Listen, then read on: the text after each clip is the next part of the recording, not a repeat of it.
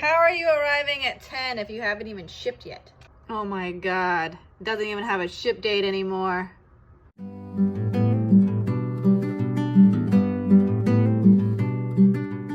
Finally arrived! Alright, so I am a little nervous. As you know, I wasn't a fan of how it went the last one, so we'll see. But I'm going in with like toes very hesitant. And I'll let you guys see, and you guys can watch my little reading vlog. So I hope you enjoy. I want to say that it only took me a couple days to read, because when I really enjoy a book, like for example from Flesh and Fire by JLA, it only took me 12 hours, but depending on what direction this goes, I might be a little pissed and then like put it down. I'm already pissed. Okay, I like that Jaxon and Grace, she didn't just like have them break up and stuff like that. They were really trying, and I really actually do like how Grace was like, hey, just because I have a bond doesn't mean it's just automatic, which I do appreciate.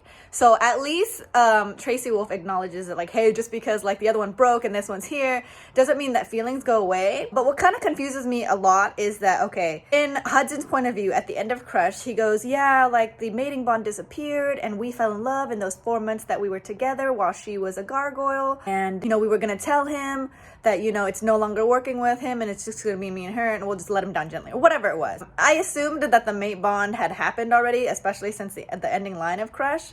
But then reading the Covet, it seemed like the actual bond didn't actually snap into place for him until he actually touched her when he was corporal, which is kind of weird, because I mean, like, okay, well, it sounds like they had planned to leave Jaxon anyways before she became human and forgot all her 4 months that she was a gargoyle. So that's kind of weird. But yeah, I'm still kind of mad about that, because it's like that, like, what are you trying to make? I don't know. It just gives me a bad feeling. But yeah, I do appreciate how, if she is going to go with Hudson, she's doing it gradually and not just like, it magically, I fell in love. So I feel like I can feel a little bit more comfortable if they do go together, if she does it comfortably. And I do like that Flint is now flirting with somebody else. I do think it's kind of weird though, but I mean, hey, I mean, at least it shows that he's not like just like, oh, pining over Jaxon. But yeah, so that will at least she's setting the tone a little bit, so, which made me remember how much I liked Crave. So I'm not getting my hopes up yet, but it seems to be doing okay. And I'll continue reading this in the back. There's a little swap meet going on. Woo! I'm with my mom at the beach. There's no one around except a couple birds. Then I can really start this reading vlog and just plow through it. Like I plow through some cornfields. Woo! So pissed off about the whole, you know, we were planning to break up with him, Jaxon, and then we were gonna be together. Oh wait, I didn't know we were actually mates until we touched each other. I feel really bad about Jaxon being sad. Fuck you, bitch. You were already planning it while they were in the 4 months that you guys, but now that it's happening for real, you feel bad that Jaxon's in pain. Okay, whatever. Or maybe it's just because Grace is now upset about it, because when she was a gargoyle and they were trapped in the 4 months, it says that they fell in love together, and then they were gonna tell Jaxon slowly. But now that Grace is actually in pain, going like, hey, I actually do love Jaxon, what the hell? He's like, oh, okay, actually, never mind, I didn't know. Sorry that we're mates. Please don't tell me they're gonna be friends now, like Stefan was friends with Elena. Prediction, the blood letter created the bond between Jaxon and Grace, I think. Or it wasn't like real, because that's what they're pointing at. They're like, what color is your mating bond? I'm like, oh great. So now they're trying to say that the mating bond didn't exist, or it was like not real or whatever. Maybe the blood letter did it, because she's the one who could break it in the first place. I'm taking a small break because I just had dinner and I'm drinking some tea. I don't know if it's just where like I'm going. Like I feel like I'm the book so far is kind of whatever, but I think it's just because I'm a little bitter. It's not bad though, right? Like, I'm giving it like a 3, but I'm only like 100 pages in, so I'm not sure if it's just because I'm giving it a 3 because it really is a 3, or a 3 because I'm like bitter about what's going on with Jaxon. So maybe we can bump it up to a 4 or something like that. But right now I'm like pissed. I'm like, oh, okay, so the mating bot was fake. Thanks, good, awesome, way to play with Jaxon's emotion, because you want to apologize for being such a hard caretaker. And also how the bloodletter is like really like a strong vampire, blah blah, and then like Hudson just like talks back to her all the time, like, oh, he's such a badass. I'm supposed to fall in love with this. I'm exhausted. It rained last night. It was really noisy because I live on the 3rd floor, which has the roof, and it was so loud. And then not only that, but I was like stressing a lot. So anyways, and I want all day to be reading, but I'm so tired, but I want to stay awake. So I'm like slurping up like espresso like crazy, because I'm like, otherwise I'll mess with my schedule. It's like 3 p.m. I want to wake up earlier. My plan was to wake up at 8. Instead, I woke up at 12. So I'm going to try to get through the book, but honestly, I understand that Crave was really kind of like more juvenile, not like a new adult or anything like that, but because love pushes me through the same way with the high fantasy. I'm not really a high fantasy fan, but when it has a really good romance, I love it. So that's what happened with Crave. And then with Crush, I was kind of like, eh. And now with Covet, like, I feel like it's highlighting it even more, and that's fine if you like that kind of writing.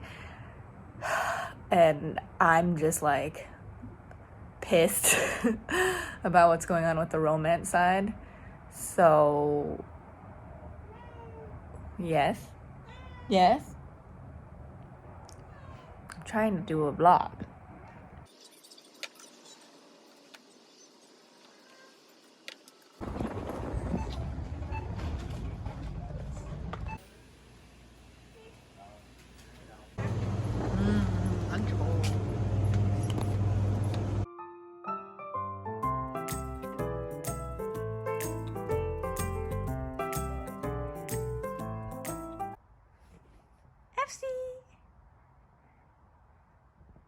FC. Hi. So cute.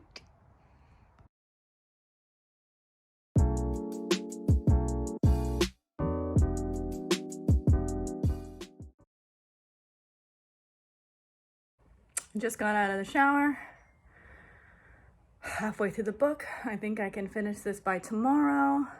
Just trudging along. I just see Hudson and Grace flirting. And I'm like, okay, when's Jaxon gonna get somebody besides that giant 13-year-old? Literally. I mean, you can hear the birds. Look at that. Pretty. Just feels so nice.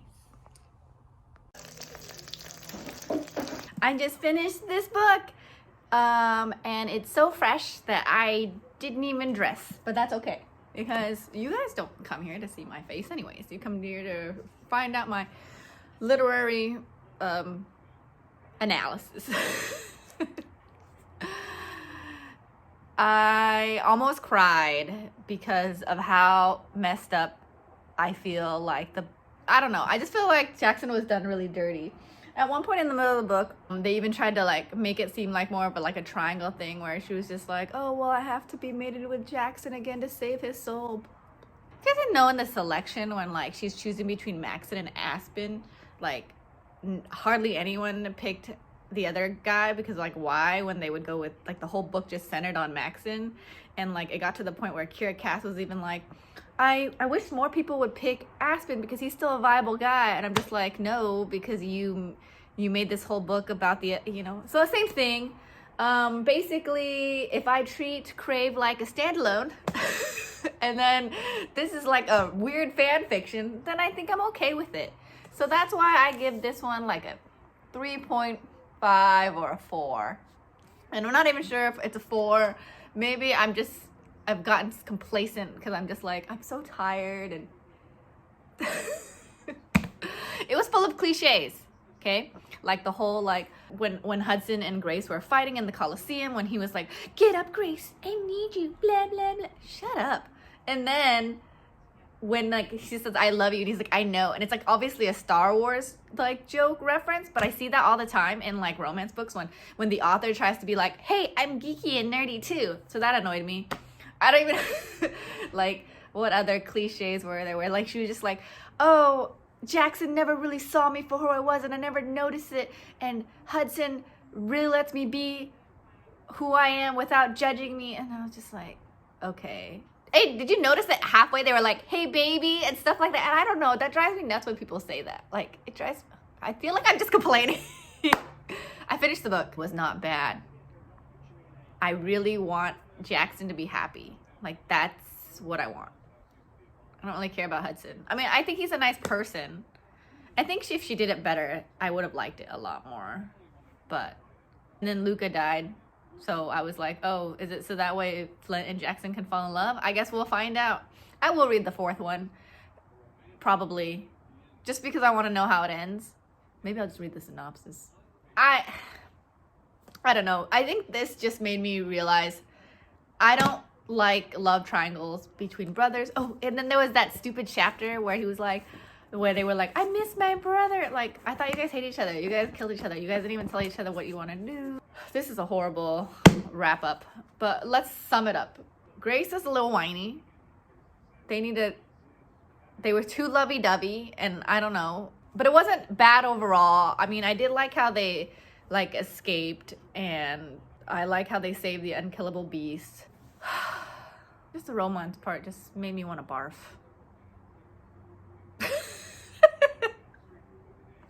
I don't even know what this review is anymore.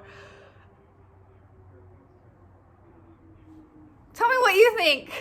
If any other Jaxon lovers out there who are like, you know what, this book turned it around. I love Hudson now. I really have to know. Please tell me what I'm missing.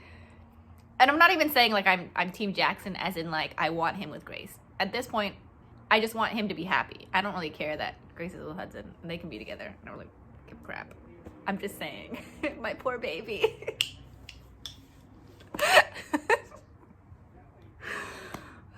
I'll take him. Fuck it. Grace can just shove up.